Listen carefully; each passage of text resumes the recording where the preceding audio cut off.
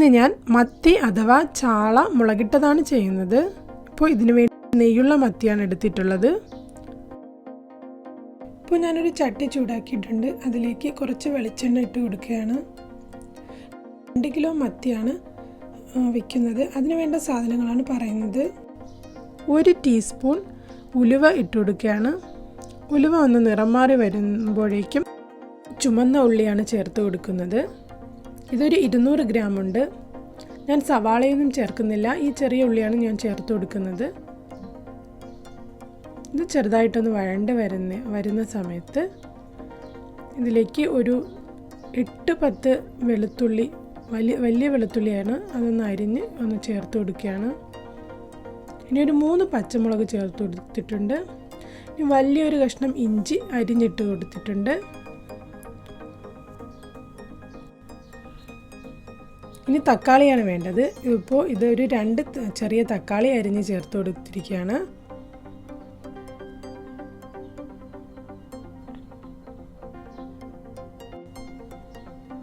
ഇനി 8 കുടംപുളി ചേർത്ത് കൊടുക്കുകയാണ്.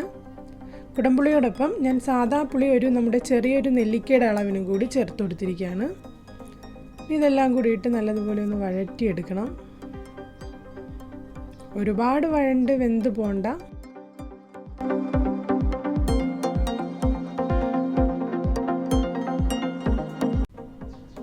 അപ്പോൾ ഈ ഒരു രീതിയിൽ വന്ന സമയത്ത് 1 ടീസ്പൂൺ മഞ്ഞൾപ്പൊടി ചേർത്ത് കൊടുക്കുകയാണ്. ഇനി ഞാൻ ഒരു 3 ടേബിൾ സ്പൂൺ മല്ലിപ്പൊടി ചേർത്ത് കൊടുക്കുകയാണ്. സാധാരണ നമ്മൾ മുളകിട്ടതിന് മല്ലിപ്പൊടി ചേർക്കാറില്ല. പക്ഷേ ഞാൻ നമ്മുടെ നെയ്യുള്ള മത്തി ഇതുപോലെ ചെയ്യുകയാണെങ്കിൽ നല്ലൊരു ടേസ്റ്റ് ഉണ്ട്. അതുകൊണ്ട് ഞാൻ ഈ രീതിയിലാണ് ചെയ്യുന്നത്.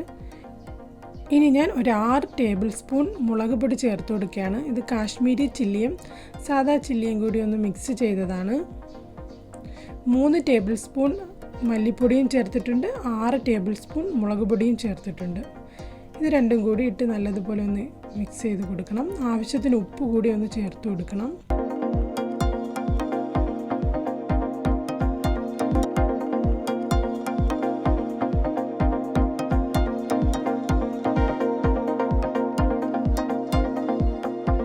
ഇനി ഇതിൽ നല്ലതുപോലെ ഒന്ന് ചൂട് ആയി വരണം. അതുവരെ ഒന്ന് ഇളക്കിക്കൊണ്ടിരിക്കണം.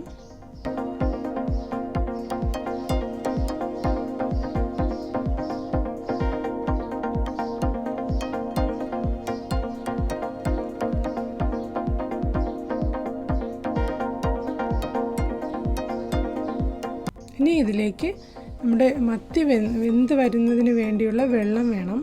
ഞാനിപ്പോൾ ഇതിലൊരു 3.5 കപ്പ് വെള്ളം ഒഴിച്ചു കൊടുക്കുകയാണ്.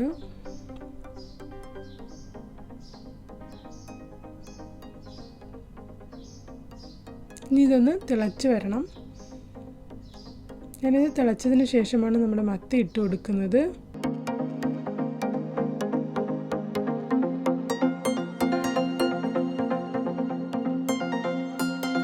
ഞാനിപ്പോൾ മത്തി വൃത്തിയാക്കി എടുത്ത് വെച്ചിരിക്കുന്നതാണ്.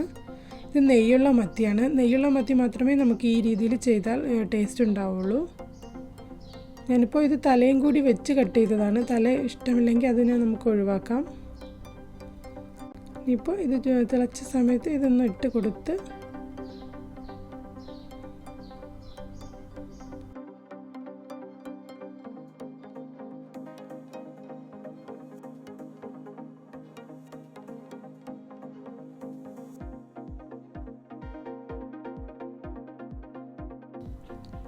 ഇനി ഇതിൻ്റെ മുകളിലേക്ക് കുറച്ച് കറിവേപ്പില കൂടി ഇട്ട് കൊടുക്കുകയാണ്.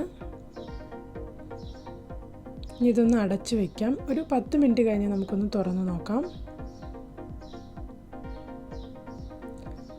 എന്നിട്ട് ഇതിനെ ഒന്ന് ചുറ്റിച്ച് കൊടുക്കണം. അപ്പോൾ നമുക്ക് അടിയിലെങ്ങാനൊക്കെ പിടിച്ചിട്ടുണ്ടെങ്കിൽ നല്ലതുപോലെ ആവും. ഇനിയും കുറച്ച് നേരം കൂടി ഇതൊന്ന് വെന്ത് വരുന്നത് വരെ ഒന്ന് വെയിറ്റ് ചെയ്യണം. മത്തിയൊക്കെ ഒന്ന് വെന്ത് വരുന്ന ഒരു ടൈം. ഇപ്പോൾ ഒരു 15 മിനിറ്റ് കഴിഞ്ഞിട്ടുണ്ട്. ഇപ്പോൾ എണ്ണയൊക്കെ നല്ല മുകളിലോട്ട് തെളിഞ്ഞ് നല്ലതുപോലെ വെന്ത് വന്നിട്ടുണ്ട്.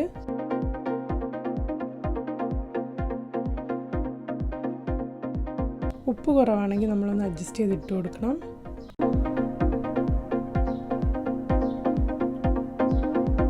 ഇപ്പോൾ മത്തിപ്പുളി റെഡി ആയിട്ടുണ്ട്. അപ്പോൾ നിങ്ങൾക്ക് ഈ വീഡിയോ ഇഷ്ടപ്പെട്ടെങ്കിൽ ലൈക്ക് ചെയ്യുക, ഷെയർ ചെയ്യുക, സബ്സ്ക്രൈബ് ചെയ്യുക.